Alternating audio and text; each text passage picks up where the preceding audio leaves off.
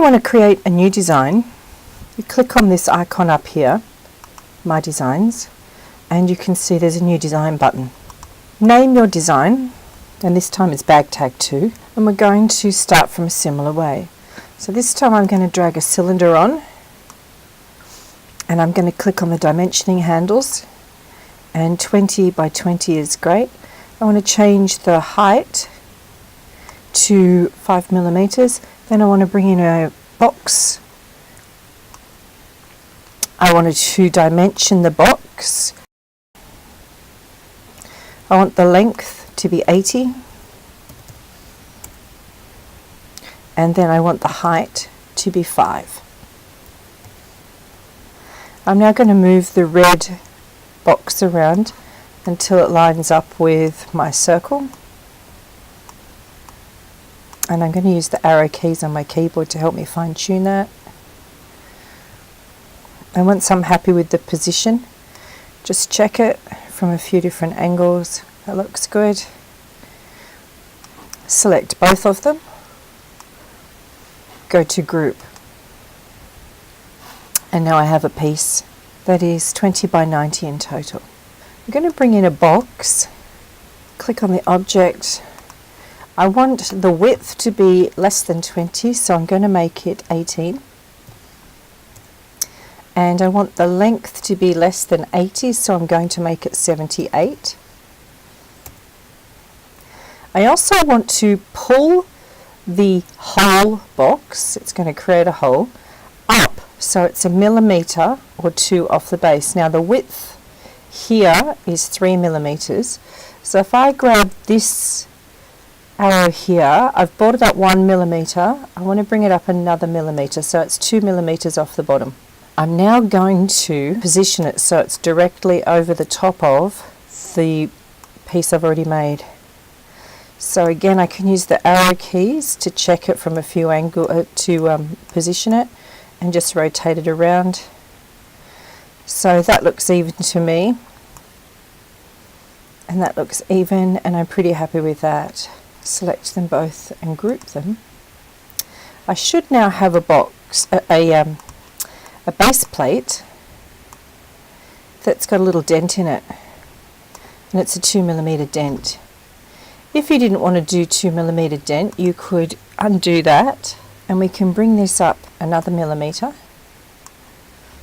So now it is 3 millimeters off the ground. Merge those or group those. So you already know, if you go to the text and numbers, you can just select this option, drag that on, and write your text and create it that way. But you can also select it letter by letter. My last name is Wilkins, so I'm going to bring my letters in letter by letter. So there's a W, I, L, K, I, N, S.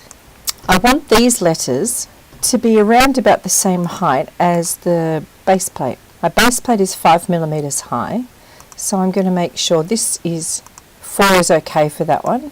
I'm going to make this one 5, leave that one at 4. I'm going to make this one 5, leave that one at 4, and I'm going to make this one 5. So I've changed the height of some of my letters. I'm going to drag my W onto my base plate. I'm actually going to rotate it a little bit and then reposition it so it's just there. My I, I'm going to drag in as well.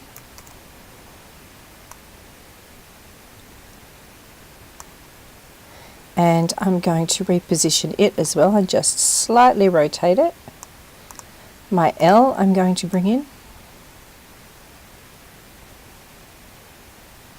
I'm going to leave that straight up and down. The K I'm going to bring in. I'm going to rotate it a little this way and then move it so it overlaps the L. Bring the I in.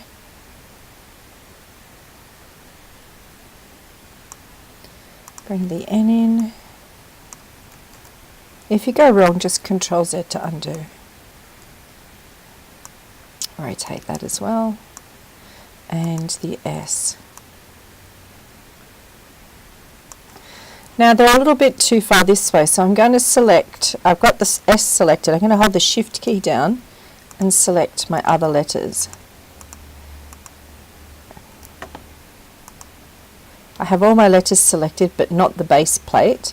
going to use the arrow key just to position it in the center, and then I'm going to select everything, make sure everything's selected, and then I'm going to group those.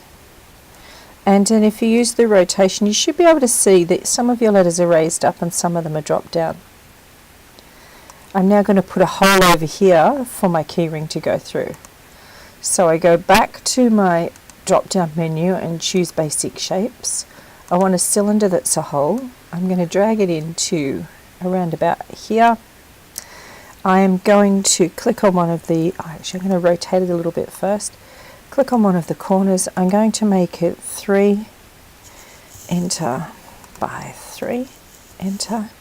You could try 4 by 4. Depends on how big the split pins are.